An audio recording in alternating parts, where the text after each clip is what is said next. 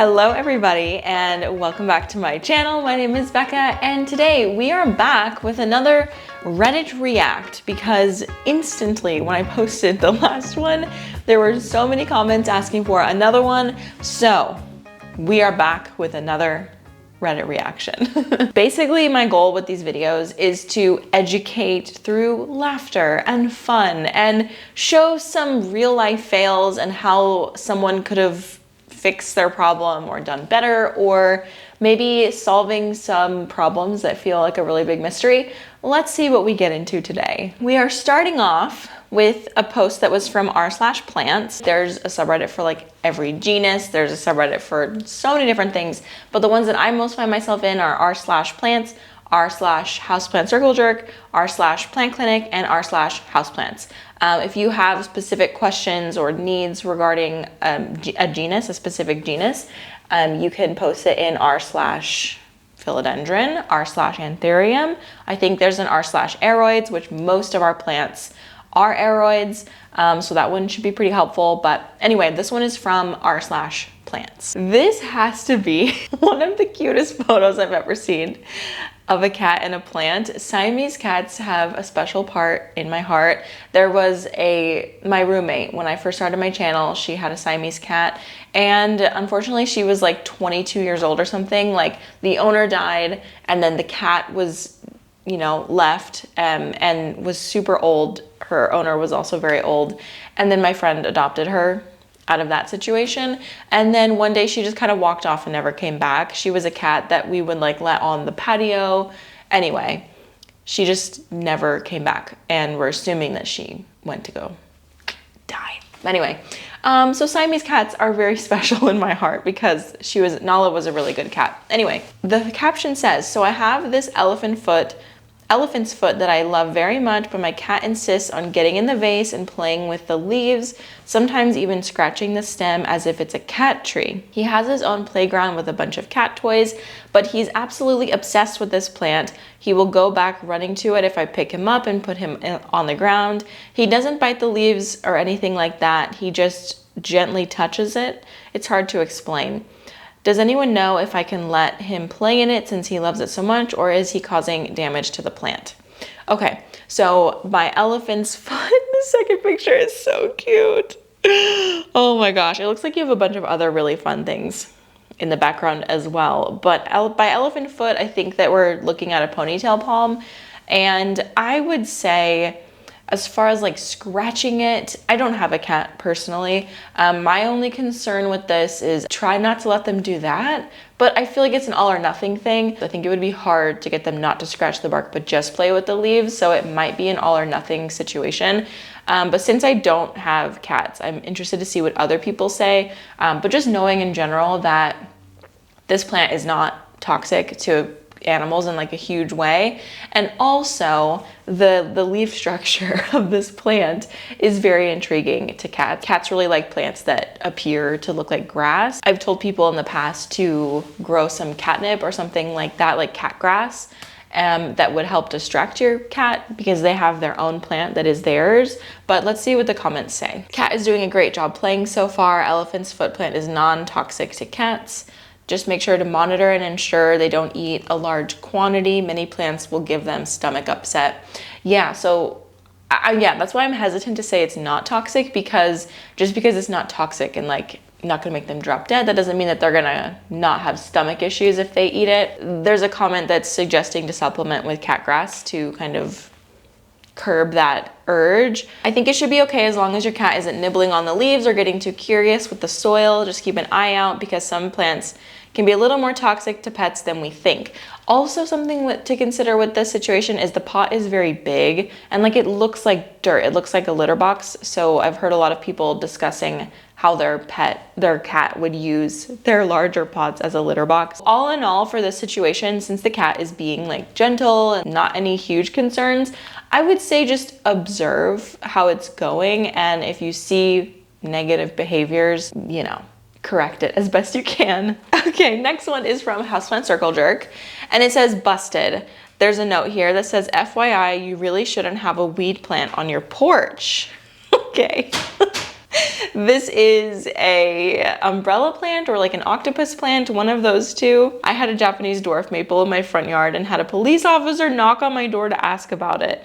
It even still had the tag on. Then she told me off for having a Japanese dwarf maple in my front yard. Okay, like literal plant police. My great grandmother has gotten a police officer knocking on her door because she had cat whiskers on her front porch. It was a good laugh for them. My great grandma grew castor bean inside. She knew which of the grandkids had been exposed to drugs when they got very uncomfortable visiting and having cookies right next to the plants. LOL, legend.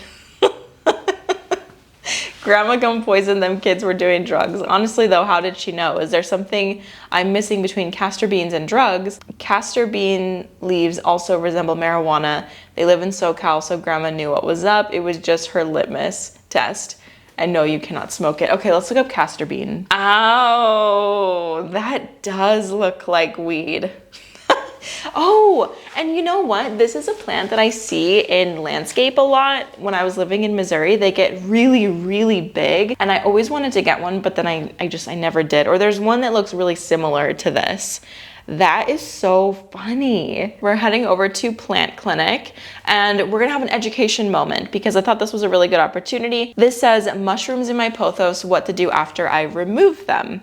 Okay, so before we look at the comments, I want to say that if you find mushrooms in your pot, it's not necessarily a bad thing. You might not think of soil as being a live thing, but it absolutely is, and that's a big reason why our plants are able to grow and thrive in them, and why we do things like fertilizing, and sometimes why we get mushrooms. Fungal activity is an important part of just the plant world in general, and I would not worry too heavily if you have mushrooms growing in your houseplants. Actually, if you use the De La Tank's houseplant soil, just anecdotally, what I've noticed is there are people who have gotten these like really long, white, skinny mushrooms in their pots. And I don't know why it's always that same kind. Like the compost that is in De La Tanks is made from landscape clippings in Tucson, Arizona. And so I don't know if it's something in that is causing this or the way it's processed, but it's funny. I've always noticed when people post mushrooms in their De La Tanks,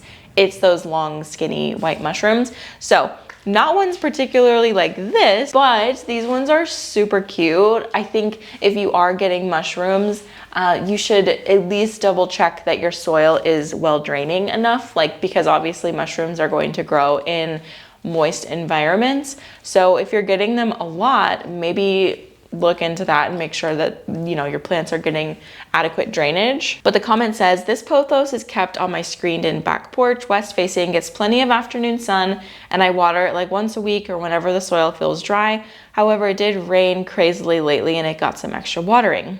Obviously, plan on plucking these out and tossing them, but should I do anything to the soil after? Okay, definitely a result of just getting more moisture. And in this situation, I just definitely wouldn't worry about it. It sounds like and looks like the plant is super healthy and getting exactly what it needs. But let's see. Okay, we have a botanical name for the mushroom, which I'm not going to try to say. It says no need to remove them or do anything. You won't be able to eliminate the fungus from the soil, but it won't do any harm. Mushroom is friend, do not disturb.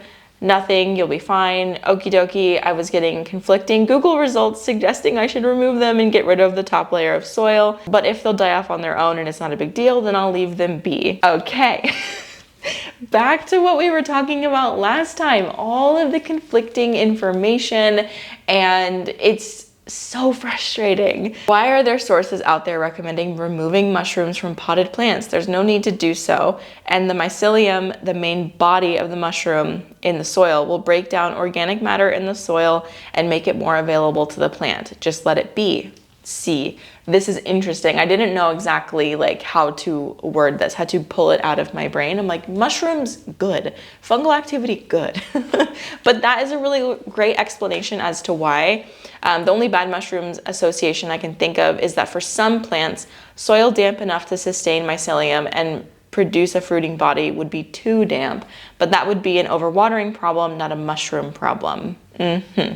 Yes, jaded introvert knows the deal. Like that is exactly what I would say, with much more scientific background. Don't worry about them. They mean your soil is healthy. They could mean your soil may be a little too moist, but as long as you allow the soil to dry out completely between waterings, you should be fine. Cool. Yeah, it's a symbiotic relationship, so I wouldn't worry too much if you're getting mushrooms. I get mushrooms sometimes in my cactus when they're outside, which, by the way, I can take my cactus back outside really soon, and that's super exciting. I think I'm filming a plant tours video after this, and I might do that because why not? Okay, next up.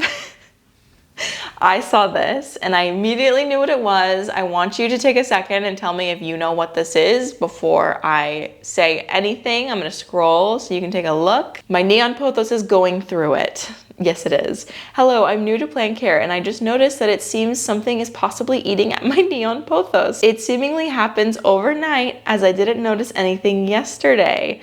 Does anyone know what's wrong with it or what I can do about it? Is it a lost cause? Additional info, it's in a self-watering planter. It's in my bathroom with a frosted window. Okay. I think it's very sweet, and not in a condescending way, but I think it's very sweet that this person did not immediately assume it was their cat, because this is an animal biting this leaf. And I think it's actually so funny to be in this person's shoes, to not suspect your cat whatsoever, because you're new to plants. You might not know that cats have a reputation for chewing on leaves. And then you just wake up to this and you're like, James, what's going on? I love how all of us cat parents knew immediately. I saw the post title and thought, your pothos isn't having a good time, but your cat enjoyed themselves. Absolutely. Okay, and here's the culprit themselves. Update, thanks for your comments. I found the culprit's fur on some of the leaves while I trimmed the damaged ones. This will be the last time I underestimate his tomfoolery. And we have a beautiful tuxedo cat who is absolutely not to blame for this. Somebody commented some information. Hey, just so you're aware, because nobody has said anything yet, but pothos can be dangerous for cats to eat. OP says, thank you, I'm aware of this fact and we are making sure we're monitoring him closely, but he has been acting normal so far. Yeah, honestly, like I said before, it really depends on the plant and what the dosage would be for toxicity, because water could be toxic depending on how much you drink, and we drink water every day. We need water. Plants are obviously different, but it really is about the dosage. For many, many animals, they're gonna taste that it is yucky and they're not going to continue eating. But if you have a pet that doesn't care about that kind of stuff, it poses a bigger problem. This person says, I've got a pothos eater too. That face says, and I'll do it again. Cats are so sassy. They just look angry. I can relate. It was your cat. This is how I know. Look at it. That cat is I'm up to no good. Next up, we have a post from Plant Clinic. My beautiful huge monstera isn't doing well. Can't tell what kind of watering I've been messing up on, over or under. Okay, so at this point, they are suspecting it's an over or under watering issue. And I see this and I immediately know it's thrips. The leaf just generally looks kind of dull. You can see that there's certain areas more than others. And then when you zoom in over here, you can see the larva. So thrips are one of the pests that you can see with your naked eye pretty easily. When I had thrips a couple years ago, knock on wood, they never come back, I was able to actually see everything moving around, but I also have a little macro lens that I attached to my camera on my phone, so I was able to get close-up footage of them. But you can see them. Even being able to see the larva is crazy, because most of our pests are nearly microscopic. You cannot see them with the naked eye. Flat mites, for example, that attack Hoya a lot, you absolutely cannot see them unless you have some sort of microscope. There are microscope attachments that you can get for your phone. But anyway, just the leaf looking dull overall makes me suspicious. And then you get to the leaves that have much more damage. And the way that thrips attack is it's giving me the heebie-jeebies to look at this, but they enter inside of the plant. They go inside of the leaf, and that's where they lay their eggs. So that's why they're so hard to get rid of, because it's inside of the leaf. It's hard to penetrate that with chemicals or whatever it is that you're using. And listen, I know that if you're a plant person, you probably maybe want to go the natural route on a lot of things. But when it comes to pest maintenance and like getting rid of pests, I am a huge advocate for safely using pesticides. There's warning labels on all of them that will tell you how to use them properly. And even after reading the warning labels, I have used some of them improperly, which is totally my fault. And people on the internet were very quick and kind to tell me this. But what I used the last time I had thrips was Captain Jack's Dead Bug Brew, and I sprayed them outside in a well-ventilated place. Obviously, when you're using pesticides outside, you have to also think about the beneficial bugs that could be affected by this, but use them safely. Neem oil is not going to take care of this long-term. I know the neem oil is the natural solution, and there's other solutions that I've used, like using rubbing alcohol mixed with like dish soap and water. That's really effective too. It just was not as effective as using Captain Jack's Dead Bug Brew and like other stronger pesticides. So do your research, use it properly, read the warning labels. Again, use at your own risk, but just know that if you're battling something like thrips, they are extremely aggressive, and also spider mites are extremely aggressive too. And I have found that just taking them head on, using the strongest thing I can, has been the best way to get rid of them quickly. This leaf just looks like it has had the life sucked out of it. And then yeah, this entire plant is decimated with thrips. Like the best way to get rid of them at this point would be to just cut every single leaf off because they are that damaged. There is a green leaf over here that doesn't look like it's been affected somehow, but I'm sure that it has. I actually see some damage like in this area, but maybe there's a couple leaves that you could salvage. But in this situation, what I see most people do, especially when it's this bad, is they just cut off every single leaf and start the plant over, do a nice flush on the soil, and just hope for the best for the regrowth. But yeah, the plant's not looking good. Let's see what the comments say and any advice they had. Looks like you have thrips. In my sympathy, because those thrashed a bunch of my plants. I didn't even notice them. Thank you. That's surprising. I mean, what do you mean? There's like pictures of like very strong damage. I don't know, maybe they weren't zooming in. Maybe they didn't zoom in. I'm gonna give them the benefit of the doubt. Cause like if you don't know what you're looking for, you don't know. I'm not gonna judge that comment too much. Looks like thrips damage. I'm suffering the same currently. Good luck. Nobody is replying to my post about effective treatments now that bonide systemic granules aren't available in California. Oh, systemic is another great thing to do. I have a systemic that is more natural. It's called SNS 209 and it is derived from rosemary oil and it's super effective. But the thing is with systemics and honestly a lot of pesticides is the bugs will build a resistance to them eventually, so it's good to like swap between different ones. So yeah, that's another good one. Like systemic is a great way to get rid of thrips because the thrips are eating the plant matter, and if the plant uptakes, it's kind of like a vaccine. If I don't know if I would call it a vaccine. Maybe actually, I don't know, but the plant is uptaking that, and every time thrips eat the plant matter, they're ingesting basically poison and then they die. I cured my thrips infestation on all of my plants with an initial hose down and repot, also hosing down the roots and starting fresh, spraying with isopropyl.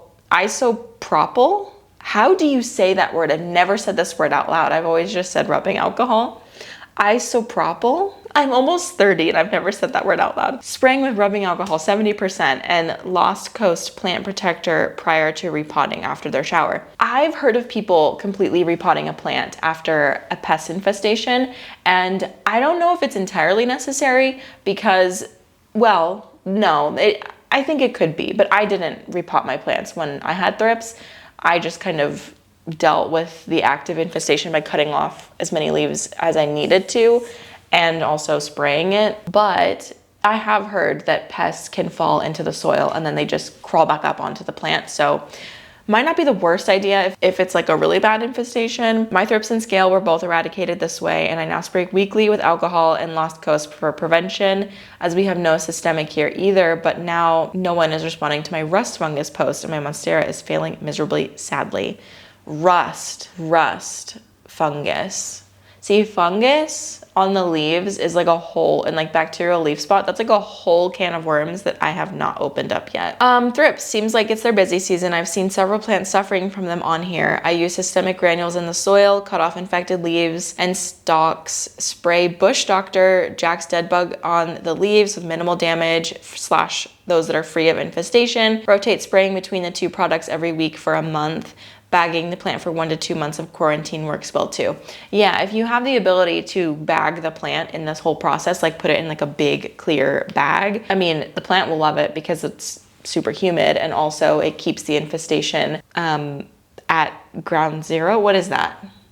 Is it ground zero? I don't know. It keeps the infestation kind of locked in. With thrips, you just have to be more aggressive than the thrips themselves. So being willing to cut off lots of leaves if you need to. I don't want to get involved in a ton of plant drama, but I also, just from like a plant creator perspective, this one was interesting to me. So it says not to cast shade, but that's what this subreddit is all about, right? Now, is it me, or are all of these monsteras potted like she chopped and propped a giant monstera and was disappointed that most of them struggled? I'm over here thinking they're struggling because she buried these poor up to their necks. At the end of the clip, she shows the only one that bounced back, and it happens to be the only one that looks potted correctly. This lady is a plant influencer who gives tips to others, so I was a bit surprised to see this botch job.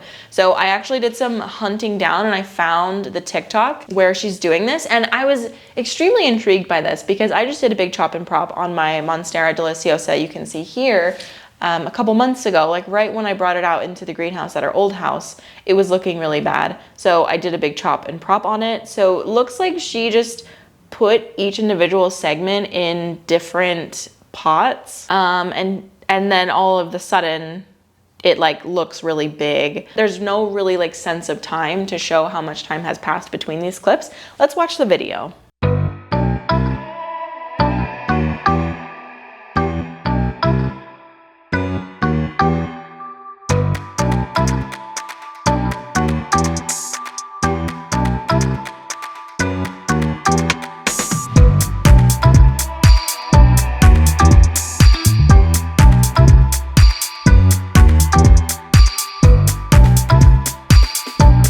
Due to unfortunate circumstances, the cuttings started to wither away before I could repot.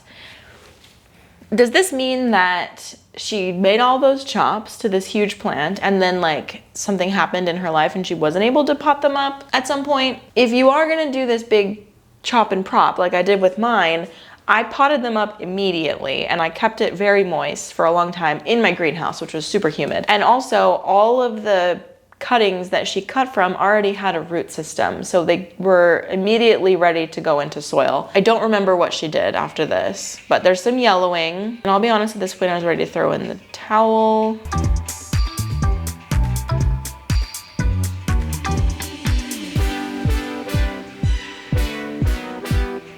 See, like, why is this one in water? There's so many roots, it doesn't need to be in water. I don't know where she lives though, but that doesn't look like any of... No, you know what that plant looks like that she's holding at the end? It looks like the top cutting. So it looks like maybe a mid cut survived, which is in the vase, and the top cut survived, but none of like the side cuts. I don't know, like I'm trying to do the math here and like figure out what's what, but that is a huge root ball. It absolutely did need this, but I'm confused.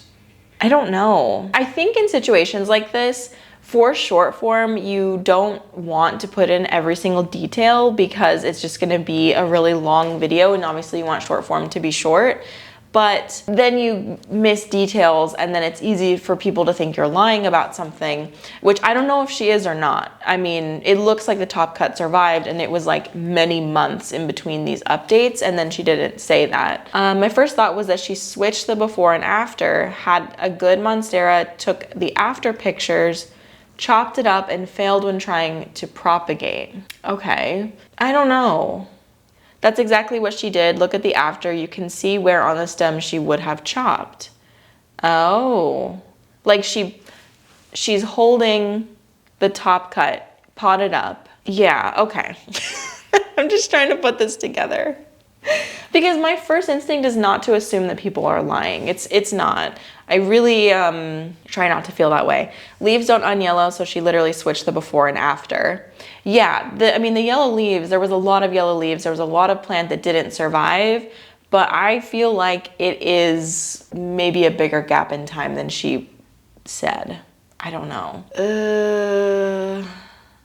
There's something about Flonase. I don't know anything about this creator. I don't know who she is. And that's why I don't watch any influencers. At the very least, I'm super picky. I tend to like Tanner the Planter just because he owns a plant shop that does a plant care service. So I'd say about 3/4 of his stuff is pretty good advice. Other than that, I tend to only follow them if I like them, if I find them exceptionally funny, like Red Leaf Ranch or Plants with Crystal. Interesting. It's always interesting to hear about people's habits when consuming plant content because, to be honest, I don't watch a ton of plant content because I don't want it to affect my content because other people have really great ideas and I don't want to subconsciously copy them. This is really common in like artist communities. Like you're not always gonna follow people that do the exact style of art that you do just because you could subconsciously absorb their things and then end up copying them really on accident. So much of my early plant life was just consuming plant content. And then there came a point where I was making the content, so I was kind of wrapped up in what I was doing. But there's definitely a few people that I still follow and pay attention to. But yeah, there's a whole new group of people on TikTok and Instagram, to be honest, that I had never seen before, which is why my TikTok video that I did reacting was really fun because I was seeing people that I genuinely had never seen before. Like there are hundreds of plant creators at this point, and when you don't like branch out a ton from the people that you started watching in the beginning, you miss people all the time. So yeah, I still follow the same people I followed like 7 years ago or something. Haven't branched out a ton. Is diarrhea a good substrate for my poached cactus? Please. Diarrhea. What is this? It's cactus soup. See, this is how I feel when people use sand. Listen, okay, not to be mean, but one time I was house sitting for someone and they asked me to water their plants, and it was clear that they just found dirt outside living in Tucson and used that for their house plants. And I was looking at it and it was looking at me and I was looking at it and I was like, what's going on? That's how I feel when I see stuff like this. Like, what's this? Looks underwatered. Cacti are a bog plant after all. Have some Taco Bell and try again. This is the Circle Jerk subreddit, if that wasn't obvious enough. Oh, so apparently it got cooked alive in a fire, then immediately got waterboarded by this lady. Poor thing, deserves a break. I already hate poachers, but WTF are you even doing here? It's a cactus, not a water plant. Perfect. Scorch it, drown it in poo. Next, you compact it with clay up to the crown and scorch it again. Yeah. Look at the link in the comments here. She took it from the wild after a fire and is trying to save it. I don't know where this person is located, but yeah, poached plant suggests that it was not purchased. It was taken from nature, which some cacti are protected. There's a lot of plants actually that are protected from this, so be careful. My mother-in-law is getting rid of her plants. Okay, why? Look at these beautiful plants. Ooh, look at all the new growth on this. Like all that light green is new growth. Look at that fiddle. People pay big bucks for that. And look at this. It has leaves all the way to the bottom and it has a self-watering situation. That looks like one of those little clay cones that you put in to your plants and then an upside down water bottle in it. That is so grandma chic. I love these curtains too. Oh my, whoa, I just realized that it's a Thai constellation. Look at how big that is. And she's got cocoa poles. Mother-in-law knows what she's doing. Why is she getting rid of these? Look at that fiddle leaf. That's a second angle. It's beautiful. Ooh, classic. Mom has to have a Thanksgiving cactus or a Christmas cactus, whatever that is. She has a pink princess that looks pretty good, honestly. Oh wait, I just got distracted What's that out there? Is that a weeping willow or is that some sort of ripsalis? Like, that's what I want to know, actually. More pink princess. Oh yeah, that's a different one. And it has a water globe in it. Interesting. And we've got a Rhaphidophora. We've got a ZZ and Pothos. And another ficus. This one is a Taniki with another watering situation. I wonder, oh wait, look at this. That is a zip tie holding it to the stake. Sorry if I'm making anybody dizzy by zooming in and out so much. I'm a zoomer. I love to zoom in on a picture. Hello everyone. So my mother-in-law is getting rid of her plants. She asked me if my wife and I wanted any. Which ones should I take? There's no explanation for why mother-in-law is getting rid of these. Please. There's not a good plant in the lot. They are all defective. Give me her address and I will have them disposed of properly. That's exactly how I feel right now. That fiddly fig is just so horrible. I want to go there and take it and make sure nobody else ever has to deal with it. May I ask why she's doing that? These are gorgeous plants. I'm curious, why would someone want to get rid of them? If I had space, I would take all of the plants from picks 1 through 6. Monstera from pick 4 is especially lovely. The rest of the plants can also become thriving, but they will require more effort to get as established as the big ones. She gets so tied up in all of the caretaking and making sure that they look good that she's just stressed out and no longer has fun with the hobby. That's sad. And honestly, that is like such a common reality that I think a lot of people deal with. Like, especially when your plants get that big, it's a lot of work. It's easy to get burnt out when they're so big. Plant keeping in a nutshell. 2 years ago, my job bought a fiddle leaf for the patio, and when winter came, they just said they were gonna trash it. So I said, I'll take it. Now, 2 years later, I've got this plant that I'll be damned if I let anything happen to. I'm on it like a newborn and pleading anytime it goes away, I'm gonna drop a leaf. Yeah, I'm on year 5 of raising the office fiddle leaf that was abandoned during COVID lockdowns. All of the office plants that were abandoned during the COVID lockdowns. That's a really sad thought. People have literally paid hundreds for number 4. You're so lucky. Yes, that's how I feel too. These are all really beautiful, well taken care of plants. Like especially that fiddle leaf fig is very impressive just because you just don't often see them that big and beautiful outside of a greenhouse. So like she's doing amazing, but I understand why she's burnt out at this point. Thank you guys very much for joining me on another roundabout trip on Reddit. Round trip Reddit. Round trip on Reddit. No. Thank you guys so much for joining me for another Reddit roundup. That's way better. This is all off the cuff, you guys. You should subscribe. I really appreciate you being here. Make sure that you hit that subscribe button if you haven't already, and I will see you in the next one. Bye.